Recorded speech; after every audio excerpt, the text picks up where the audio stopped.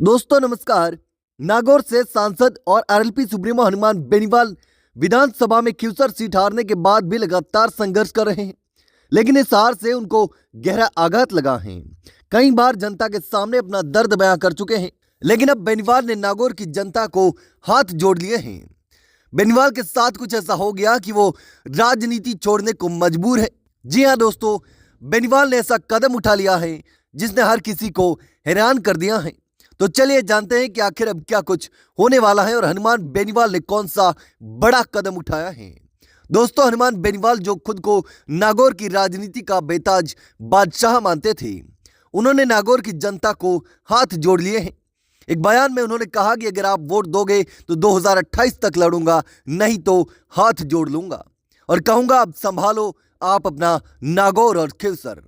दोस्तों, हनुमान बेनीवाल की party RLP ने हमेशा नागौर जिले में अपनी मजबूत पकड़ बनाई थी, लेकिन हाल ही में हुए विधानसभा उपचुनाव में उनकी पत्नी कनिका बेनीवाल को बीजेपी के उम्मीदवार रेवंत डांगा के सामने हार का सामना करना पड़ा। यह हार कोई साधारण हार नहीं थी, बल्कि यह एक बड़ा राजनीतिक झटका था, जिसने न सिर्फ आरएलपी की स्थिति को चुनौती दी, बल्कि हनुमान बेनीवाल के सियासी भविष्य पर भी सवाल खड़े कर दिए। खिवसर सीट जो हमेशा से आरएलपी का गढ़ मानी जाती थी, अब बीजेपी के कब्जे में चली गई है। दिलचस्प बात यह है कि रेवंत राम डांगा भी कभी हनुमान बेनीवाल के करीबी सहयोगी थे, लेकिन इस चुनाव में उन्होंने अपनी रणनीति के जरिए आरएलपी को बुरी तरीके से मात दे दी। हनुमान बेनीवाल का यह बयान शायद उनके भीतर की निराशा और अपनी पार्टी की बढ़ती कमजोरी को दर्शाता है। जब उन्होंने ये कहा कि मैंने पार्टी बनाकर अपना पूरा जीवन आपको समर्पित कर दिया, फैसला आपके हाथ में है, तो यह बयान न सिर्फ एक भावुक प्रतिक्रिया थी, बल्कि उनके भीतर चल रही चिंता और परेशानी को भी साफ तौर पर दिखाता है।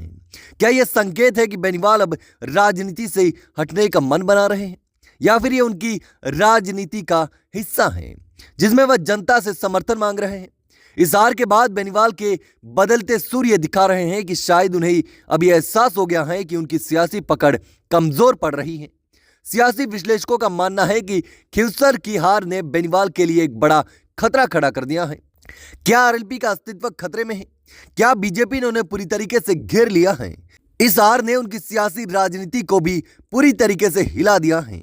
लेकिन इस सब के बीच यह सवाल उठता है कि क्या हनुमान बेनीवाल अपने फैसले पर कायम रहेंगे और 2028 तक चुनाव लड़ने का वादा पूरा करेंगे, या फिर यह उनका आखिरी दांव होगा?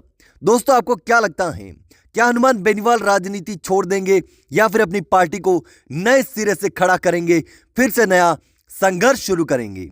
दोस्तों, आपको जो भी लगता हो मुझे कमेंट करके जरूर बताना।